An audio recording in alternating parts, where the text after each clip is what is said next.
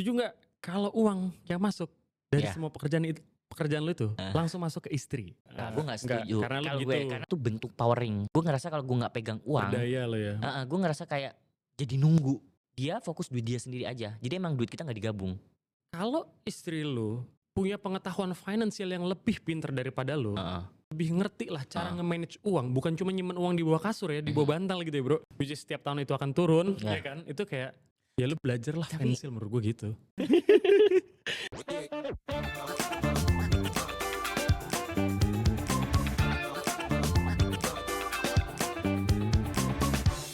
Oke bro, sebelum bulan kita ngomongin keuangan. Alah, Manajemen keuangan. Kenapa harus duniawi mulu sih? Bukan duniawi bro, karena menurut gue penting banget kita ngomongin tentang manajemen keuangan. Either itu kita masih hidup sendiri ataupun berkeluarga, karena itu beda game kan.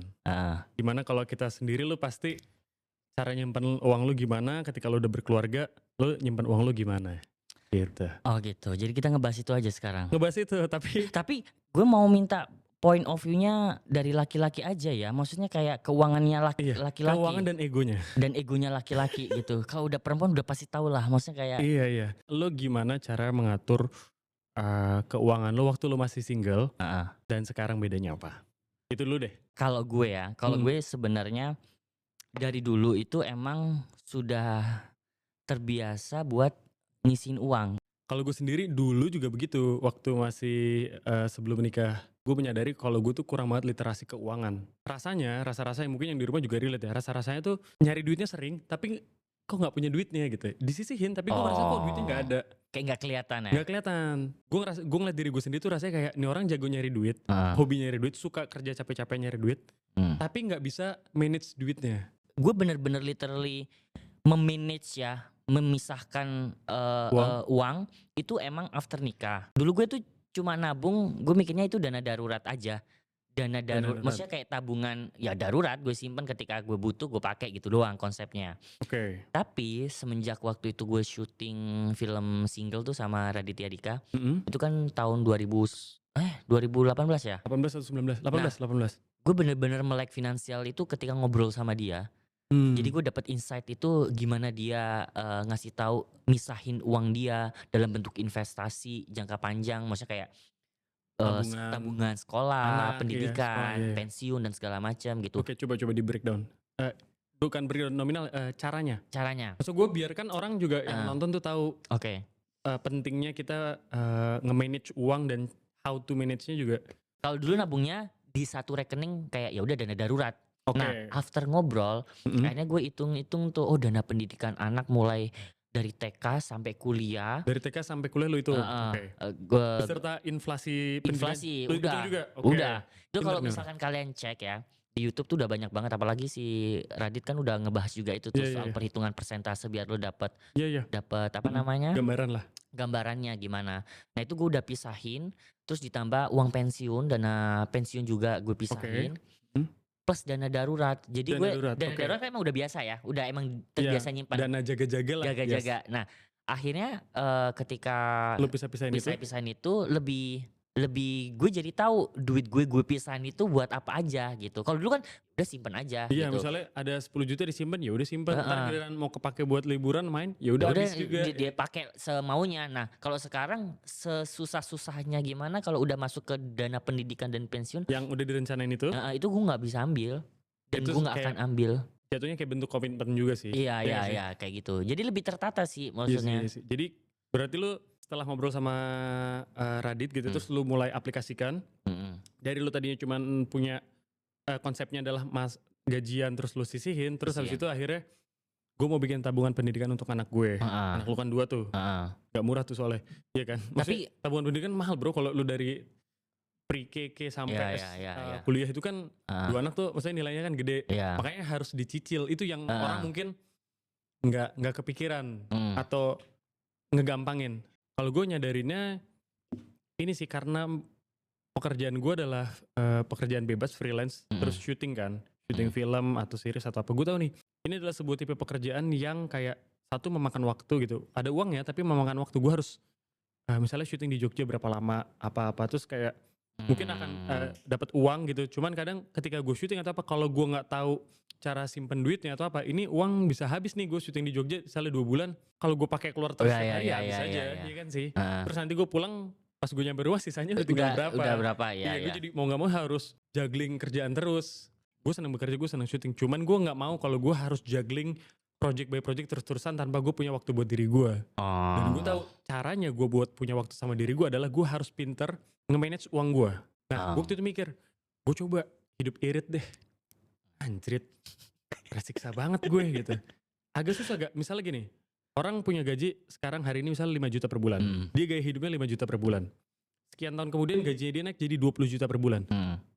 Gaya hidupnya dia kan naik ya? Naik, jadi 20 juta per bulan. Maksud gue ya mungkin dari tadi 5 juta jadi naik berapa juta lah gitu gaya hidupnya. Terus nanti suatu saat dia udah naik 30 sampai 50 juta. Tiba-tiba lu harus hidup sama gaya. Lu tutupin aja kameranya. Lu harus hidup sama gaya hidup yang gaji lu udah 50 juta ya. Lu tapi harus hidup sama gaya hidup yang 5 juta lagi. Itu agak susah ya? Agak susah. Apa ya, gue cobain lah waktu itu, gue coba hidup irit. Oke, hidup irit apa sih dalam beberapa bulan?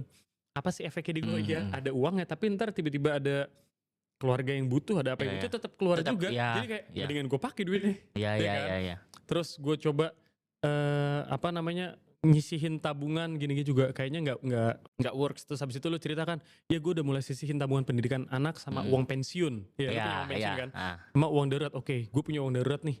Gue mulai riset lah cara-cara. Oh iya, nanti gue kalau punya anak, gue juga pengen dia sekolahnya enak gitu. Gue nggak pengen terbebani, dan gue karena gue pekerjaannya pekerja bebas, gue sadar gue bisa laku banget di saat ini dan bisa nggak laku at the same time gitu. Jadi gue harus punya preventif lah tindakannya gitu kan.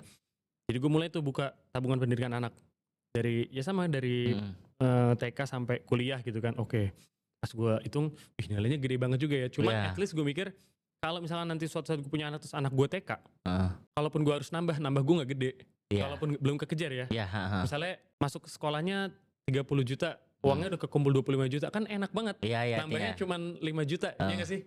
Dibanding di bulan itu gue harus keluarin 30 juta ekstra. Iya, karena kita gak tahu kondisi waktu nanti ya. Karena gak tahu tuh kondisi ke depan. Jadi gue uang darurat gue juga punya gak sama kayak lo untuk beberapa bulan, 6 bulan lah ya. 6 bulan ya. Kan harusnya kata-kata orang sih kalau freelance tuh lo harus punya at least 1 tahun lah. Ya, itu susah sih. Itu berat banget. 1 tahun uang darurat tuh kayak gede banget kan. Gede banget. Apalagi dalam kondisi gue kemarin 3 bulan bro. 3 bulan gak kerja. Gak ada kerjaan sama sekali. Itulah pentingnya gue menyisihkan buat dana darurat. Bener-bener. Bukan soal gue buat hidup gue enak ya. Tapi lebih ke ada kebutuhan. Iya ada kebutuhan 3 bulan itu.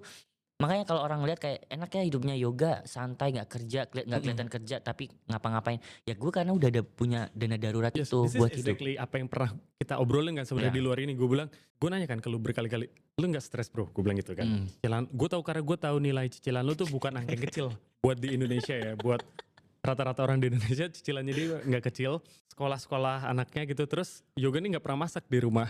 Ya kan? Karena dia gue beli sih. Dia waktu itu gak suka masak. Dia hobinya juga makan tuh. Jadi kemarin teman-teman kalau tahu ya, si Yoga tuh gue sempet nanya beberapa kali, lo emang gak stres? Enggak, gue biasa aja. Serius, gak ada kepikiran sedikit pun. Ini orang-orang di sini nih nggak ada kerjaan 3 bulan lebih loh. Mereka harus hidup gitu. Maksud gue ya mereka bisa nyari kerjaan dari tempat lain. Cuman kan yang biasa kerjaan banyak tuh dari lu gitu kan. Cara lu maintain ya gue bilang gitu kan ke lu. Terus ya ternyata waktu lu cerita, untung gue udah siapin dana darurat. Which is lu punya dana darurat 6 atau 8 bulan ya? 6. Oh 6 bulan ya? Iya 6 bulan. Dana darurat lu 6? Enggak. Berapa bulan? Iya 6 bulan. Iya kan? 6 bulan. Berarti kalau dari Januari ke sekarang udah 6 bulan dong? 6 bulan? Habis bro. Sekarang Juli bro, udah masuk bulan ke-7 ya? Iya kan? Pokoknya 3 bulan lalu tuh gue tanya tuh pas dari Januari, Februari, Maret, April gue tanya ke lu. Lu gak ada kerjaan? Aman bro, gue masih ada dana darurat. Dan ternyata itulah fungsinya ya. Fungsinya. Dan itu benar-benar darurat kan. Sedarurat itu. Gue ngerasa kayak karena cicilan harus dibayar kan. Harus dibayar. Soalnya mungkin dari dulu gak ngerasain bahwa gak penting dana darurat. Kayak ya gak kepake. Tadinya kayak pengen gue buat liburan. Tapi kayak gak. Tujuan gue, goal gue. Nah itu pentingnya. Kalian kalau seumpama nabung atau nyisihin uang. Atau buat investasi. Itu harus tahu goalnya dulu buat apa. Tujuannya. Karena kalau gak punya tujuan. Itu jadinya kayak semena-mena untuk gampang dipakai gitu. Ya kan? Kayak gue. Enggak. Oke, kita lihat perbedaannya ya.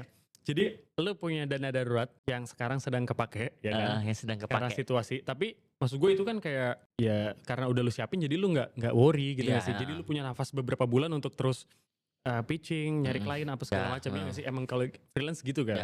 Terus lu punya tabungan pendidikan anak lu yang uji sekarang anak lu baru naik kelas. K1. Jadi K1 kan bayar itu lagi. Gue kemarin ngambil itu akhirnya. Lu ambil dari tabungan? Dari tabungan. Itu apa bentuknya? Cash atau reksadana atau reksadana. Pasar uang? Reksadana. Reksadana pasar uang. Reksadana pasar uang. Jadi emang yang deket-deket gue taruhnya di pasar uang. Short term ya, gue hitungnya kayak berarti short, 0 sampai 5 tahun itu lu taruhnya di pasar uang. Yang low risk ya. Low risk reksadana gitu. Pasar uang. Kecuali kalau misalkan yang pensiun kuliah itu gue pakainya reksadana saham. Apa yang akan lo lakukan ketika dana darurat lu misalnya nih amit-amit sudah selesai habis, terus pekerjaannya belum bisa nutupin itu? Gue tahu awal tahun kemarin kondisi keuangan kita juga lagi, ya semua kalian tahu lah, pasti lagi banyak yang ngalamin kesusahan kan. Setidaknya dalam waktu 6 bulan itu gue udah tahu nih punya dana darurat. Gue selama 6 bulan itu udah mikirin gue harus ngapain biar bisa dapat kerjaan atau bikin sesuatu yang baru. Jadi ada waktu sejenak buat mikir plan apa. Ya kayak kita bikin Noah nih. Ya kan kita bikin Noah nih salah satu bentuk yang kita pikirkan dari beberapa bulan yang lalu. Ya kan? Jadi kalau misalkan gue gak punya dana darurat, gue yakin gue lebih sibuk nyari uang daripada gue mikir harus ngeplan apa beberapa bulan ke depan, beberapa tahun ke depan, ya kan? Itu dia teman-teman, pentingnya punya dana darurat selain buat jaga-jaga kalau kita nggak punya uang, tapi juga selain itu pas kita nggak punya uang, kita nggak deg-degan. Bulan besok makan apa nih? Karena kita masih ada dana darurat khusus untuk kalau lagi nggak ada kerjaan. Tapi kita malah bisa mikir untuk berkembang. Iya, bener. Tapi itu lo gimana? Ya satu tadi kan gue belajar lah, akhirnya cari-cari di YouTube, baca buku. Ya lu tau lah gue lagi banyak baca buku. Akhirnya jadi mulai ngelihat nih ekonomi secara mikro dan makro gitu di Indonesia dan di luar Indonesia. Terus mulai ngecek gitu ya kayak kebutuhan gue sebulan berapa sih yang benar-benar kebutuhan untuk rumah. Misalnya ya pengeluaran rumah tuh kayak listrik, air, apa semua, internet gitu. Itu gue hitung tuh sama makan-makannya. Terus ditambah gue harus ngasih ke orang tua apa segala macam, itu pun gue hitung gitu. Jadi gue tahu nih, gue sama istri gue adalah sandwich generation, which is gue nggak masalah. Cuman gue biar gue tetap enjoy ngejalanin atau apa itu, gue pengen semuanya itu terukur dan kalau kelihatan kan, sebulan ini pengeluaran bulanan gue ini, kalau buat ngasih rumah tuh segini. Jadi kalau di total sekian gitu misalnya. Berarti mau nggak mau check out gue sebulan di pekerjaan gue, misalnya gue syuting ya atau dapat dari brand atau apapun itu, gue harus punya check out yang di atas ini nih. Kalau lepas ya gue berarti gue nggak punya tabungan. Oke. Nah tapi biasanya kalau gue skemanya misal dari 100% pendapatan gue udah sisihin tuh berapa persen untuk si pajaknya, terus berapa persen untuk si rumahnya, sama sisanya gue udah sisihin untuk dana darurat, tabungan pendidikan panjang, terus ada ke kemarin tuh gue masih sempet berapa bulan lalu sampai ke dana pensiun. Sekarang hari ini gue ngerasa kayak gue nggak butuh dana pensiun. Gue ngerasa bukan nggak butuh ya. Gue butuh tapi bukan sekarang, karena gue tahu saat ini nggak dulu. Iya, gue ngerasa kalau gue nanti pensiunnya di umur 70, gue nabung agresif di dana pensiun, kayaknya gue lagi belum butuh deh. Gue bisa alihin dana pensiun gue ke yang lain. Ke yang lain gitu. Ke lain itu apa contohnya?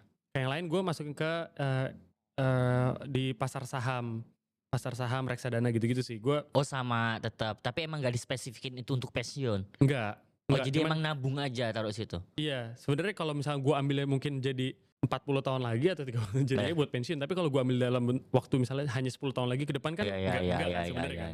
Kan berarti ada yang mau gue kejar, gue mau punya uang cash seberapa dalam waktu 10 tahun, 5 atau 10 tahun ke depan di situ. Gitu. Berarti emang goalnya aja ya. Berarti goalnya yang dipisah sama si Andri aja. Itu yang tadinya buat pensiun, lu rubah gitu, bahwa kayak nggak ditargetin untuk pensiun gitu kan. Karena emang goal gue waktu sekarang kan ekonomi lagi ini ya, kabut kan. Turun, itu emang turun banget tuh sampai merah gitu kan, minus malah.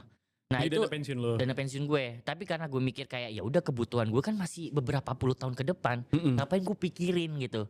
Jadi kayak ya udah biarin aja minus. Ya kita nggak tahu beberapa puluh tahun ke depan akan naik atau enggak, kan kita nggak tahu gitu kan. Nah karena gue udah ngeset goalnya, jadi gue nggak perlu khawatir gitu. Nggak perlu khawatir ketika pasar lagi merah atau lagi hijau, gue nggak khawatir gitu. Dan lu bukan trader, lu kan investor jangka panjang. Ketika kayak sekarang nih, gue lagi nggak ada kerjaan, ketika gue nyisihin dari dulu waktu Tara belum ada, udah ngurusin sekolah TK, sekarang gue nggak perlu capek nyari duit itu buat bayar sekolah. Itu lu urusin 4 tahun yang lalu ya? Iya 4 tahun yang lalu. Hari ini dia masuk, jadi lu kayak udah ada. Pas gue lihat Udah selesai gitu. Malah dapat lagi hijau tuh kemarin pas gue tarik. Oh, ada plusnya ya. Ada plusnya walaupun gak gede, tapi menurut gue kayak tetap surplus lah. Iya, gitu. Kan kebutuhannya untuk itu, bukan nyari keuntungan. Kalau keuntungan mah mending kerja gak sih? Kerja aja. Atau kalau mau bisnis deh, jualan. Kalau mau nyari yang untung banget. Yang untungnya gede banget. Kalau investasi sebulan sejuta sih lu jangan berharap jadi miliarder ya. Menurut gue kayak harus kerja ya. Harus kerja, lo harus gedein dulu income lu. Tapi menurut lu, gue mau nanya, lu setuju gak kalau apa? Kan banyak nih orang ya di Indonesia sih, gue gak tau kalau di luar negeri. Pokoknya di Indonesia tuh banyak banget orang yang bilang, setuju gak kalau uang yang masuk dari semua pekerjaan lu itu langsung masuk ke istri? Bagaimana Mas Yoga? Kalau gue udah omongin gue dari awal ya. Maksudnya keuangan tuh menurut gue juga penting untuk diobrolin sebelum nikah ya. Sebelum nikah, karena gue terbiasa dulu itu emang megang uang, ngurusin sendiri. Dan gue bilang sama si Widya bahwa, Ma, aku itu gak megang uang. Karena itu bentuk powering, maksudnya kayak controlling gue. Gue ngerasa kalau gue gak pegang uang, berdaya lo ya. Gue ngerasa kayak jadi nunggu. Kayak minta apa, minta ke kamu. Dan gue gak bisa kayak gitu. Jadi gue harus ikut andil mengatur keuangan. Nah akhirnya untuk keuangan dan kebutuhan bulanan itu gue yang ngurusin, gue yang catetin semua pengeluaran, bayar itu gue yang bayarin semua. Dia fokus duit dia sendiri aja. Jadi emang duit kita nggak digabung, kita pisah. Tapi gitu. Tetap ngasih bulanan. Tetap gue ngasih bulanan ke dia. Tetap ngasih bulanan, cuman lo berarti nggak? Gue nggak setuju. Karena gue itu adalah bentuk gue butuh power itu. Kalau sama. Jadi kalau gue bukan masalah uang suami akhirnya harus masuk ke istri semua. Kalau gue lebih kepada gue tahu berapa pemasukan gue dan gue udah punya planning nih gitu.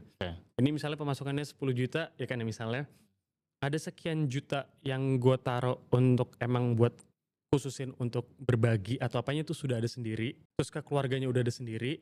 Terus kayak buat ke istri guanya ada sendiri. Ini sisanya ini sebenarnya untuk di reksadana dan apa gue ini untuk pendidikan anak, terus kemarin-kemarin masih ada pensiun, ya. Terus untuk dana darurat atau apa itu ada, gitu. Jadi kalau Sisi dia punya pekerjaan, pemasukan semua segala macam itu uang full buat dia sendiri, sama lah kurang lebih kayak gitu, full buat ini dia sendiri. Pengeluaran yang lain atau yang besar-besar atau apa itu tetap dari gue, dari gue. Berarti. Jadi bukan masalah lu harus kasih ke istri lu, jadi bukan konsepsi suami harus ngasih ke istrinya menurut gue, tapi apa?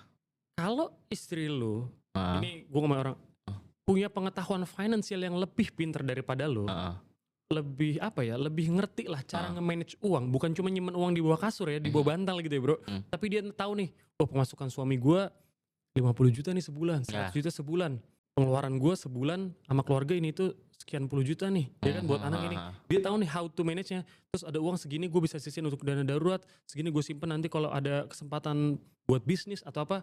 Kalau istri lu lebih jago, ya nggak apa-apa sih suami ngasih ke istrinya, tapi kalau biasa aja, nggak ngerti sama sekali, cuma tahu nyimpen uang di bawah bantal atau di bank, which is setiap tahun itu akan turun, ya kan? Itu kayak, ya lu berdua belajar lah finansial menurut gue gitu.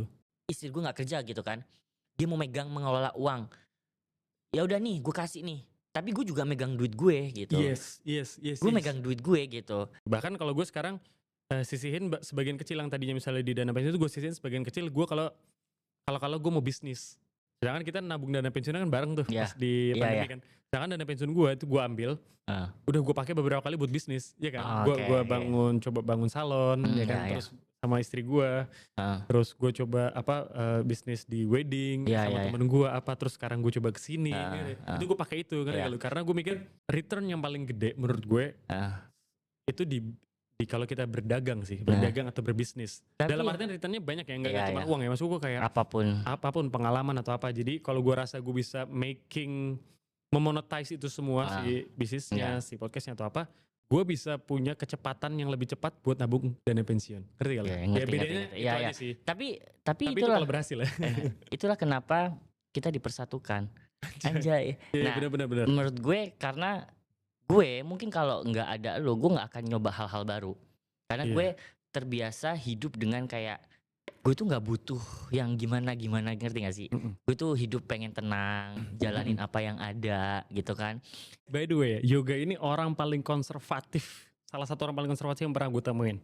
Dia bekerja, terus income-nya besar, punya cicilan yang juga besar, tapi dia nggak kayak akhirnya gue beli tas branded deh, gitu. Kayak gue beli sendal ini, beli gue tas branded. Beli, oh iya lu beli tas branded sempat. Dan gue ngerasa kayak apa? Sama aja fungsinya kan. Dan gue nggak pernah pakai sekarang, gue geletakin aja. Malah buat properti syuting. Iya kan. Iya. Tapi lu orang yang sangat konservatif karena mungkin goal lu tuh bukan di barang-barang branded atau apa, tapi lu goalnya lebih kayak gue mau hidup aman dan nyaman. Iya nyaman, tenang. Gue mau punya rumah. Iya. Gue mau punya tanah. Gue mau punya rumah lagi, punya tanah lagi, lu gitu kan kalau lu kan. Mungkin kalau lo nyisihin uang dari yang tadinya dana pensiun tadi lo pakai muterin buat bisnis. Gue juga nyoba bisnis.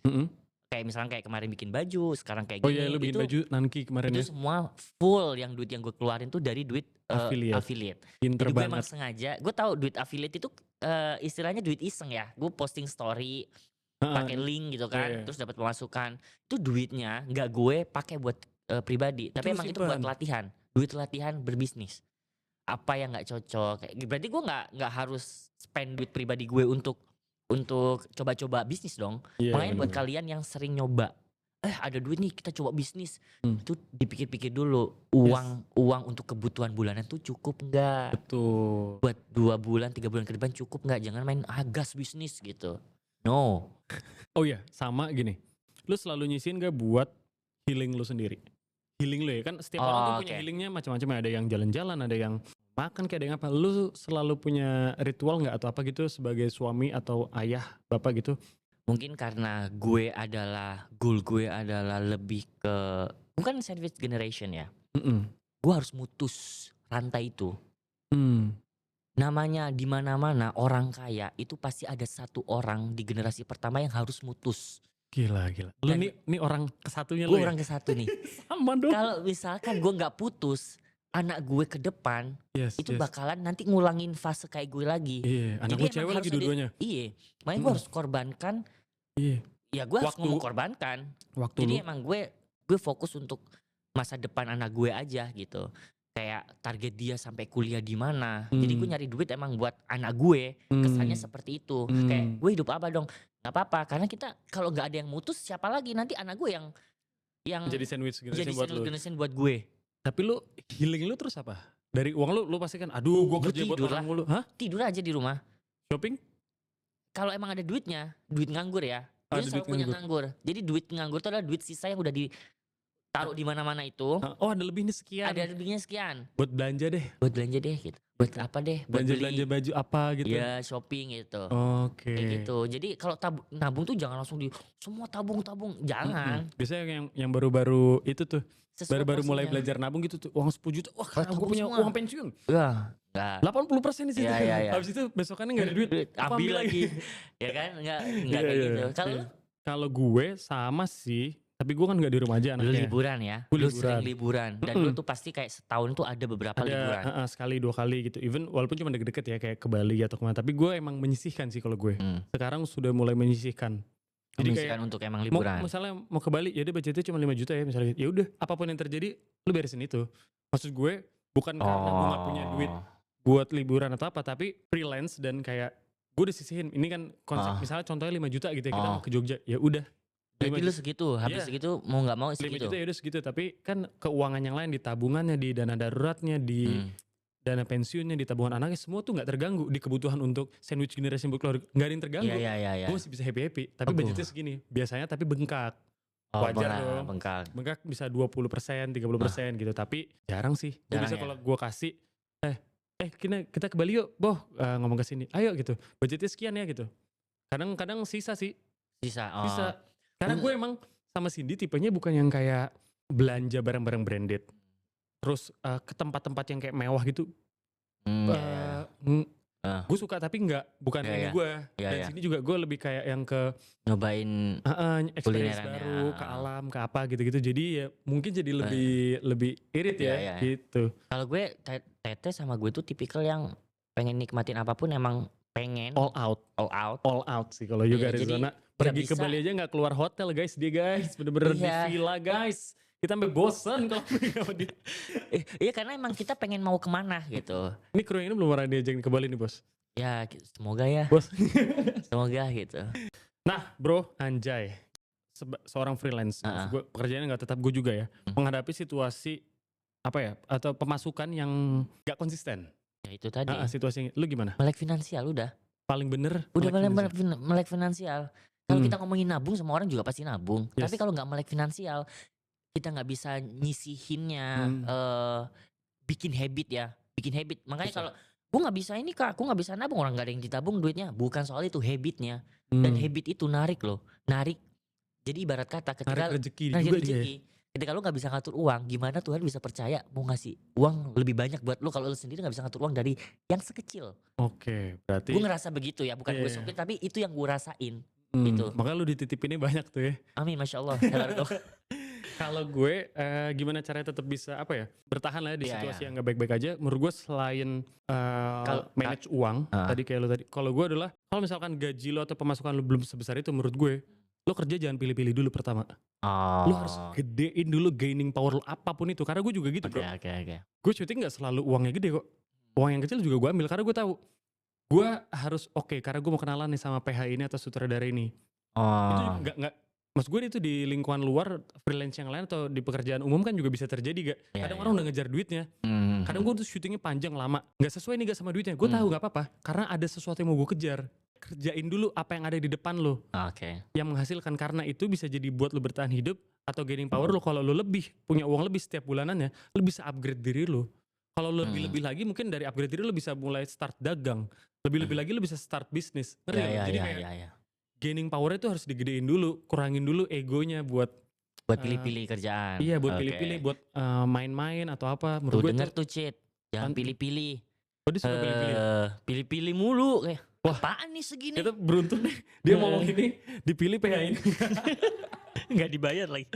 Aduh, jadi itu sih menurut gue sangat amat penting memanage uang dan bagus.